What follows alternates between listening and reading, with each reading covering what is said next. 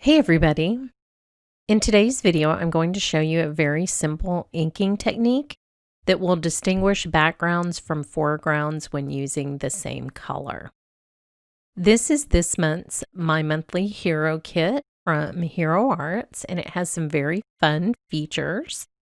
It is a Linocut style of art, but the dies are masking dies, so that means they cut right up to the edge of the image and you can do all kinds of fun masking techniques with them, which is what I'm going to show you today.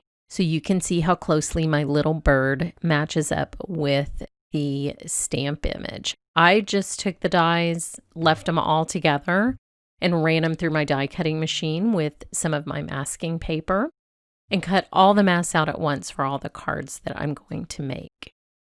Now I have my Misty here, and I'm just going to be setting up a panel of white cardstock. You know, I love my white cardstock. I'm a clean and simple stamper. And I will be, for the first card, using the little snowman. And like I said, this has like a woodcut, Linocut style, and so the image is very bold and fun. I'll be using my favorite Hero Arts blue ink, that is the Indigo Bold ink pad, to ink up the little snowman. And I will stamp this twice just to make sure it's nice and vivid and crisp. These lines are very bold, so it's a lot of fun. These are fun without coloring, so I won't be coloring these images today. I'll just be doing the background trick, so that you can see how with the same ink pad, you can get a background and foreground that look different from each other. Now, after I clean the little snowman, one of the things I love about the Indigo ink is my stamps are this beautiful bright blue after I use it. So it's very easy to see where the image is. Now, this little background, again, these are meant to be masked. That's the whole point of this kit. So all of these images you can mask and use with the solid backgrounds in the set. But this one is meant for the little snowman because it has a fun little snowy hill for him to sit on. Now, watching this, it's like a horror movie for me because I actually didn't remove all of the backing from the masking paper. So on his little skinny arm, you're going to see me struggle with getting that stuck down. And it's hard to watch knowing what I know now. But I was like, why isn't his little arm sticking down? This doesn't make any sense. And then I realized the one place, because this masking paper has little angles cut into it, but the one place that I missed the little angle to cut it off was on his skinny, skinny little arm. So I was risking tearing his poor little arm off here, trying to get the backing paper off, but it has a happy ending. So if you're stressed out right now, don't worry. I did eventually get it without removing the entire rest of the mask. I got that little bit of backing paper and then his arm could stick down. But you can see here what I mean by masking dies. These are perfectly aligned, so there's not going to be a white halo around my little snowman.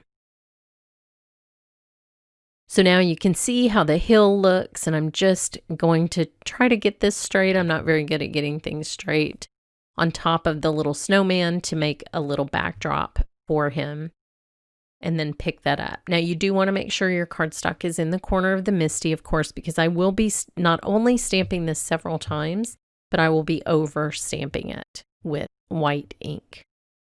So first I'll use exactly the same ink. I'm using the Indigo Bold ink. And if I just remove the mask right now, the snowman would be kind of indistinguishable from the background because these images go right up to the edge of the snowman image that I stamped. And so it would just blend in and it wouldn't be distinct enough for you to really see.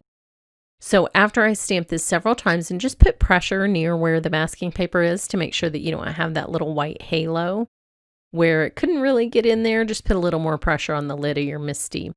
And then leave the stamp on the lid of your Misty. Just clean it really, really well before moving on to the next step, which is going to be adding some unicorn pigment ink. And what this will do is just lighten that indigo ink a little bit so that the foreground and the background are two different colors, or two different shades, I guess, of the same color. And that will allow that masked snowman to really pop. So you just leave the stamp in place. And see what I mean about the stamps being a fun blue? I love that. A lot of my stamps from Hero Arts are this exact color of blue. Now, when you're using pigment ink and you're stamping it multiple times, sometimes you need to heat set the ink in between so that you don't get little textures where wet ink is on top of wet ink, since pigment ink is a little bit thicker and doesn't dry as quickly. If you want to go ahead and hit it with the heat gun before you add the second layer, that's a good idea. I did not do that here, but I did do it on the card with the bird that you will see next. So now you can see this is almost like a powder blue, a cornflower blue. It looks completely different from that bold ink that the snowman is stamped in, and that's what's going to let him pop from the background. So here's the satisfying part where I pull off the mask and you can see how different he looks from that background. So just a single ink color. I switched to red for the little bird, and you have a very quick, fun inking technique. Head over to my blog for more information about this kit, the add-ons, and a giveaway. And thanks so much for watching.